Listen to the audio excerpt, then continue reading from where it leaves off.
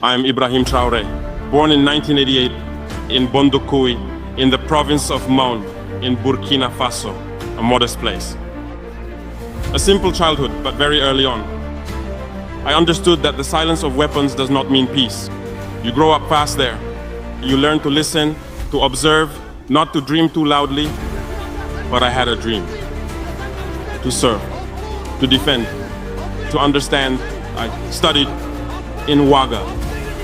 Then I joined the army, not for the ranks, but to face the truth. And the truth, it burns. Sent to the north, I saw what others refused to look at. Forgotten villages, children without schools, abandoned families, and amidst all that, men who stand tall. Despite everything, I didn't seize power, I wrested it from the void. Because you can't lead a country on your knees, when the people themselves are fighting standing up. September 30th, 2022, we had to choose between fear or courage. I chose courage and the people followed me. To you, my African brothers and sisters, they will make you believe. Believe that it's impossible, that we must wait for saviors. But listen to me well. No one will come to save us from the West, not the former empires. Our future, it's up to us to rebuild it, block by block, dream by dream, tear by tear. I am 34 years old and I carry the dreams of a people, but this dream does not belong to me.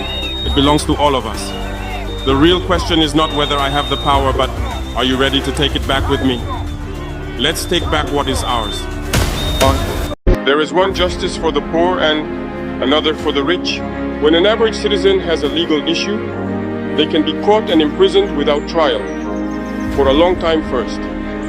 But when another citizen has a legal issue, as long as they can hire 1, 2, or 3 lawyers, their case is quickly addressed and judged, while the poor person languishes in prison first. If this is democracy, I repeat, we do not want this democracy. And if we need to say it loud and clear here, we are not in a democracy, we are indeed in a progressive popular revolution. Everyone needs to understand that. And it's even more surprising that those who are supposed to be the intellectuals who went to school can imagine that a country can develop within democracy. That's false. When you cite a single country that developed in democracy, it's not possible. Democracy is only the culmination. We inevitably go through a revolution, and we are indeed in a revolution. Those who hadn't understood it, we say it again, yes, loudly. Everyone needs to incorporate this, and our role to communicate, to explain, to make people understand what our revolution is, we will continue to play it. So, this question of democracy or libertinism, of action or expression has no place. I said it once, as much as you think you are free to speak and act, the other is also free to speak and act. And there we end up with a society of disorder. And as it happens, it fits well that we are in the midst of celebrating patriotic days. The theme is indeed order and discipline. We do not make a revolution in disorder. It's impossible. And order, we will establish order and discipline so that we can progress. Because social, economic, political, ideological reforms require order and discipline. And everyone has their role to play in this. In our cultures and in many cultures in Burkina Faso here, mourning was symbolized by the color blue.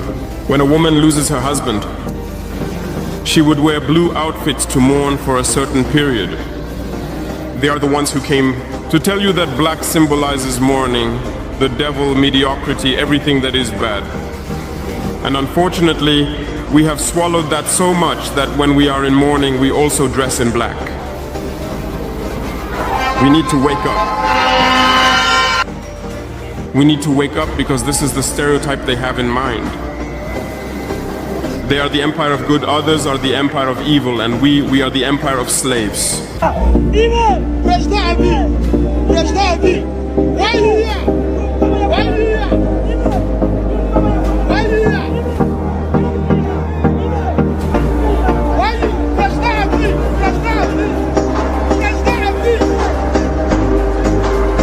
We have sacrificed all our youth here for a mission for the homeland. So there is no fear, you can remain without worry. Zero fear.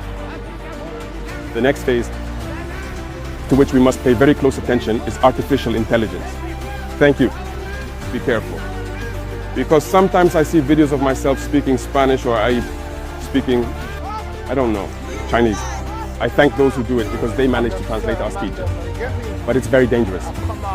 So this phase will come. As I was telling you, hacking and all that, it will come. So stay focused. Do the patriotic work that you do. Thank you. A lot of courage. And I hope your spirits have lifted. It is an honor for me this morning to speak here and to pass on the fraternal greetings from the people of the country of honest men. This is also the place for me. First of all, I want to give thanks to God Almighty, who has allowed us to gather here this morning in good health to talk about the future and the well-being of our peoples. I want to apologize to the elders I might offend with my upcoming words. African identity demands the rights of birth. I must apologize. Comrades, I have a few questions from my generation. No one is a question we ask, but we have no answers. And it turns out that here we can air our dirty laundry because we feel like family. We feel like family in the sense that Russia is also a family for Africa. It's a family because we share the same history. Russia made enormous sacrifices to free the world from Nazism during World War II. The African peoples, our grandfathers, were also forcibly deported to help Europe get rid of Nazism. We share the same history in the sense that we are the forgotten peoples of the world. Whether in history books, documentaries, or films, we tend to overlook the significant role that Russia and Africa played. Right now, we are here to talk about the future of our peoples, of what will happen tomorrow, of this free world we aspire to, a world without interference in our internal affairs.